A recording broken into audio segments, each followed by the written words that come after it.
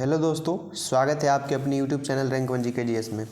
दोस्तों, जैसा कि आप लोगों ने पिछली वीडियो में देखा कि हमने मॉडर्न हिस्ट्री के बारे में अध्ययन किया था, जो कि पार्ट नंबर 2 था। और ये आज के इस वीडियो में पार्ट नंबर 3 का अध्ययन करेंगे, जो कि मॉडर्न हिस्ट्री से होगा। दोस्तों, बता दें कि ये जो बैच है SSC HSL 2024 के लिए है, जो कि हिस्ट्री से है। ठीक है, सिलेबस बाई सिलेबस हम लोग क्वेश्चन कर रहे हैं, यानी कि टॉपिक बाई टॉपिक जितने भी क्वेश्चन बन रहे हैं उसका हम लोग अध्ययन करेंगे। ठीक है, इससे पहले दोस्तों हमने 1 से लेकर 15 तक वीडियो बना चुके हैं, जो कि सिलेबस के अनुसार था।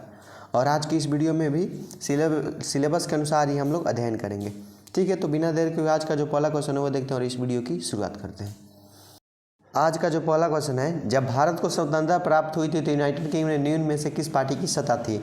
ऑप्शन नंबर ए में लेबर पार्टी, बी में लिबरल पार्टी, सी में कंजर्वेटिव पार्टी और डी में सोशलिस्ट पार्टी। तो इसका राइट आंसर होगा ऑप्शन नंबर यानी कि लेबर पार्टी। यानी कि यूनाइटेड किंगडम में जब भारत आज़ाद हुआ था तो उस समय लेबर पार्टी की मतलब शासन थी, यानी कि सत्ता थी। ठीक है, ए इसका राइट आंसर होगा। अगले क्वेश्चन की ओर बढ़ते हैं। दूसरा क्वेश्चन आज का दूसरा क्वेश्चन है, किस वर्ष राष्ट्रीय गीत वंदे मातरम पहली बार गया था? सबसे पहले क्वेश्चन आया कि राष्ट्रीय गीत क्या है, तो वो आप लोग का वंदे मातरम है। तो ये किस वर्ष गाया गया था? तो ऑप्शन नंबर ए में 1905 ईस्वी में, ऑप्शन नंबर बी में 1930 ईस्वी में, ऑप्शन नंबर सी में 1896 ईस्वी में, ऑप्शन नंबर डी में 1947 ईस्वी में।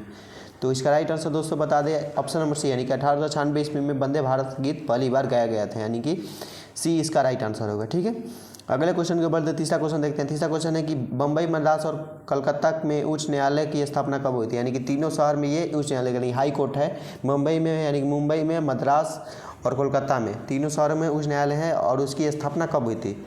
तो इसका राइट आंसर क्या होगा? ऑप्शन नंबर ए यानी कि 1861 में, जो कि बम्बई, मद्रास और कोलकाता में उच्च न्यायालय की हाई कोर्ट की स्थापना हुई थी। ये इसका राइट आंसर होगा। ठीक है, अगला क्वेश्चन चौथा question the man who divided India पुस्तक के लेखक कौन है? तो इसका राइट आंसर होगा ऑप्शन नंबर सी, यानी कि रफीक जकारिया। सी इसका राइट आंसर होगा। किसके लेखक थे वो? The man who divided India के पुस्तक के लेखक थे, यानी कि रफीक जकारिया जो थे उसके लेखक थे। ऑप्शन नंबर सी इसका राइट आंसर होगा। अगला क्वेश्चन, पांचवा क्वेश्चन, 1935 में भारत सरकार अधिनियम की कौन सी एक विशेषता नहीं थी? ऑप्शन नंबर ए में द्विसदनीय विधानमंडल, बी में केंद्र के साथ ही राज्य के वैध शासन, सी में प्रांतीय स्वास्थ्य और डी में एक अखिल भारतीय संघ। तो इसका राइट आंसर होगा ऑप्शन नंबर बी, यानी कि केंद्र के साथ ही राज्यों का वैध शासन, यानी कि सी बी इसका राइट आंसर होगा। ठीक है, अगला क्वेश्चन देखते हैं। छठा क्वेश्चन आज का छठा क्वेश्चन है कि भारत में ब्रिटेन में सभी संवैधानिक प्रयोगों के सबसे कम समय तक चला, मतलब कौन सा जो एक्ट है वो सबसे कम समय तक चला? ऑप्शन नंबर ए में 1892 का Indian council act, option number B में 1861 का Indian council act, option number C में 1909 का इंडियन कैंसिल एक्ट और ऑप्शन नंबर डी में 1919 का गवर्नमेंट ऑफ इंडिया एक्ट। तो इसका राइट आंसर होगा ऑप्शन नंबर सी, यानी कि 1909 का इंडियन काउंसिल एक्ट जो है वो सबसे कम समय तक चला। ठीक है, सी इसका राइट आंसर होगा। अगला क्वेश्चन, सातवां क्वेश्चन आज का, the man who divide India पुस्तक के लेखक कौन है? पिछली वीडियो क्वेश्चन में ही हुआ था। तो इसका राइट आंसर होगा ऑप्शन नंबर ए, यानी कि रफीक जकारिया। ए इसका राइट आंसर होगा। ठीक है, अगला क्वेश्चन, आज का 8वां क्वेश्चन, भारत में ब्रिटेन में सभी संवैधानिक प्रयोग सबसे कम समय तक कौन चला? तो इसका राइट आंसर होगा ऑप्शन नंबर डी, यानी कि 1909 का इंडियन कैंसिल एक्ट। ठीक है, अगला क्वेश्चन 9वां क्वेश्चन, भारत में ब्रिटेन में सभी संवैधानिक प्रयोग सबसे कम समय तक कम चला। तो इसका राइट आंसर होगा ऑप्शन नंबर डी, यानी कि 1909 का इंडियन कैंसिल एक्ट। ठीक है, अगला क्वेश्चन 11वां क्वेश्चन आज का, जय हिंद का नारा किसने दिया था? जो जय हिंद है उसका नारा किस व्यक्ति ने दिया था? तो इसका राइट आंसर होगा ऑप्शन नंबर बी, यानी कि सुभाष चंद्र बोस ने, यानी कि बी इसका राइट आंसर होगा। ठीक है, अगला क्वेश्चन 12वां क्वेश्चन आज का, निम्नलिखित में से किस वर्ष मुस्लिम लीग के एक पृथक राष्ट्र का एक संकल्प में यानी कि पाकिस्तान प्रस्ताव स्वीकार किया था? तो इसका राइट आंसर होगा ऑप्शन नंबर ए, यानी कि 1940 ईस्वी में।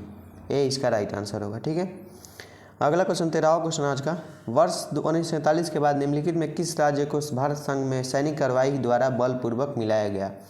तो इसका राइट आंसर होगा ऑप्शन नंबर सी, यानी कि हैदराबाद को। सी इसका राइट आंसर होगा। ठीक है, अगला क्वेश्चन 14वां क्वेश्चन, किसने कहा था कि तुम मुझे खून दो मैं तुम्हें आज़ादी दूंगा? ये मतलब ये किसका नारा था? तो इसका राइट आंसर होगा ऑप्शन नंबर बी, यानी कि सुभाष चंद्र बोस के। ठीक है, बी इसका राइट आंसर होगा।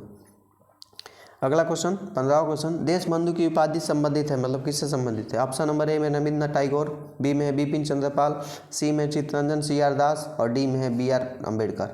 तो इसका राइट आंसर होगा ऑप्शन नंबर सी यानी कि चित्तरंजन CR दास, सी इसका राइट आंसर होगा। अगला क्वेश्चन 16वां क्वेश्चन, कांग्रेस ने भारत छोड़ो आंदोलन का प्रस्ताव किस वर्ष पारित किया था? ऑप्शन नंबर ए में 1941 में, ऑप्शन नंबर बी में 1946 में, ऑप्शन नंबर सी में 1940 में और ऑप्शन नंबर डी में 1942 में। तो इसका राइट आंसर होगा ऑप्शन नंबर डी यानी कि 1942 में जो था कांग्रेस ने भारत छोड़ो आंदोलन का प्रस्ताव किया था। ठीक है। अगला क्वेश्चन 17वां क्वेश्चन, सुभाष चंद्र बोस ने सिंगापुर में दिल्ली चलो का नारा किसने दिया था, मतलब कब दिया था? ऑप्शन नंबर ए में 1943 ईस्वी में, ऑप्शन नंबर बी में 1944 ईस्वी में, ऑप्शन नंबर सी में 1942 ईस्वी में, ऑप्शन नंबर डी में 1945 ईस्वी में। तो इसका राइट आंसर होगा ऑप्शन नंबर यानी कि 1943 ईस्वी में दिल्ली चलो का नारा सुभाष चंद्र बोस ने दिया था, यानी कि सिंगापुर में दिया था। ठीक है।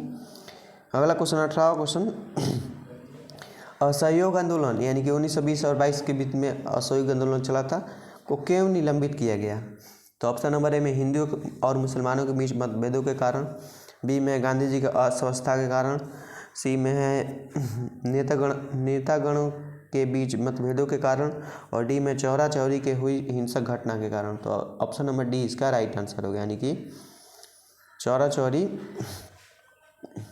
हुई हिंसक घटना के कारण असहयोग आंदोलन को निलंबित किया गया। ठीक है। अगला क्वेश्चन 19वां क्वेश्चन, वर्ष 1919 में जलियांवाला बाग हत्याकांड कहाँ पर हुआ था? तो 1919 में हत्याकांड किसका हुआ था? वो जलियांवाला हत्याकांड हुआ था। ठीक है। ऑप्शन नंबर ए में नागपुर, बी में चंडीगढ़, सी में अमृतसर और डी में कोलकाता। इसका राइट आंसर होगा ऑप्शन नंबर सी यानी कि अमृतसर में हुआ था, यानी कि सी इसका राइट आंसर होगा। ठीक है, याद रखिएगा। अगला क्वेश्चन 20वां क्वेश्चन, नमक सत्याग्रह किस ईस्वी में हुआ था? तो इसका राइट आंसर होगा ऑप्शन नंबर डी यानी कि 1930 ईस्वी में नमक सत्याग्रह हुआ था। ठीक है। अगला क्वेश्चन दोस्तों 21वां क्वेश्चन, निम्नलिखित में से किस अधिनियम के तहत बिना मुकदमा और दोषसिद्धि के भी विधि न्यायालय ने किसी भी व्यक्ति को कैद करने का अधिकार सरकार को दिया गया था? तो इसका राइट आंसर होगा ऑप्शन नंबर बी यानी कि वर्ष 1919 में रॉलेट एक्ट अधिनियम सबसे कड़ा अधिनियम था, यानी कि उस समय का इंग्लैंड जो लगाया था। अगला क्वेश्चन 22वां क्वेश्चन, गांधी इरविन समझौता जो कि 5 मार्च 1931 में हुआ था, वो किसके बीच में हुआ था? किससे, मतलब किससे संबंधित है? तो इसका राइट आंसर होगा ऑप्शन नंबर यानी कि सबन्या अवज्ञा आंदोलन से ये संबंधित है, गार्विन इरविन समझौता। ठीक है।